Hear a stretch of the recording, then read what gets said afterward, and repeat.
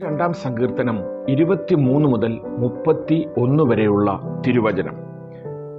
യഹോവ ഭക്തന്മാരെ അവനെ സ്തുതിപ്പീൻ, യാക്കോബിന്റെ സകല സന്തതിയുമായുള്ളവരെ അവനെ മഹത്വപ്പെടുത്തുവീൻ. ഇസ്രായേലിന്റെ സർവ്വ സന്തതിയുമായുള്ളവരെ അവനെ ഭയപ്പെടുവീൻ. അരിഷ്ടന്റെ അരിഷ്ടത അവൻ നിരസിച്ചില്ല, വെറുത്തതുമില്ല. തന്റെ മുഖം അവന് മറച്ചതുമില്ല. തന്നെ വിളിച്ചപേക്ഷിച്ചപ്പോൾ കേൾക്കുകയത്രേ ചെയ്തത്. മഹാസഭയിൽ എനിക്ക് പ്രശംസ നിങ്കിൽ നിന്ന് വരുന്നു. അവന്റെ ഭക്തന്മാർ കാണുക ഞാൻ എൻ്റെ നേർച്ചകളെ കഴിക്കും. എളിയവർ തിന്ന് തൃപ്തന്മാരാകും. യഹോവയെ അന്വേഷിക്കുന്നവർ അവനെ സ്തുതിക്കും.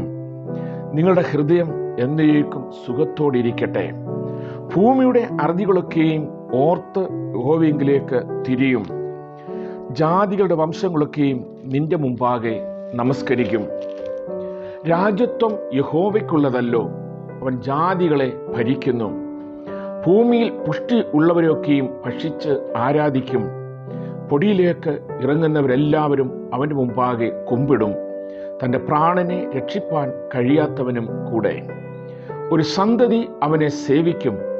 വരുന്ന തലമുറയോട് യഹോവയെക്കുറിച്ച് കീർത്തിക്കും. അവർ വന്ന് ജനിപ്പാനുള്ള ജനത്തോട് അവൻ നിവർത്തിച്ചിരിക്കുന്നു എന്ന് അവൻ്റെ നീതിയെ വർണ്ണിക്കും.